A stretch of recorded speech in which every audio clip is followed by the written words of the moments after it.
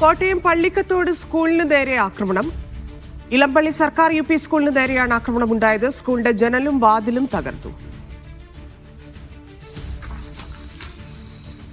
ജോസി ബാബു ചേരുന്നു. ജോസി, ആരാണ് ആക്രമിച്ചത്? എന്തിനാണ് ആക്രമണം?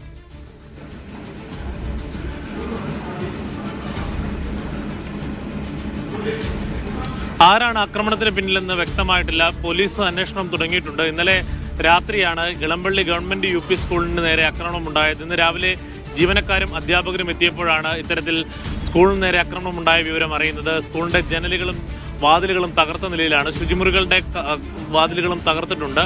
എന്തായാലും PTA-യും അതോടൊപ്പം തന്നെ അധ്യാപകരുമൊക്കെയും ചേർന്നുകൊണ്ടുള്ള യോഗം ഇപ്പോൾ നടക്കുകയാണ്. ഇതിനുശേഷം പോലീസിൽ പരാതി നൽകും. പ്രാഥമികമായി പോലീസിൽ വിളിച്ചറിയിച്ചതിനെ തുടർന്ന് പള്ളിക്കത്തോട് പോലീസ് സ്ഥലത്തെത്തി പരിശോധന നടത്തുന്നുണ്ട്. CCTV ദൃശ്യങ്ങളടക്കം പ്രദേശത്ത് ശേഖരിച്ചുകൊണ്ടുള്ള അന്വേഷണമാണ് നടക്കുന്നത്.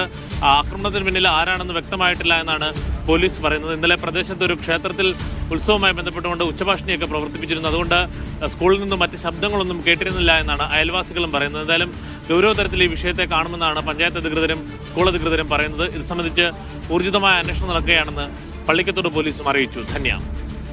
ശരി ജോസി.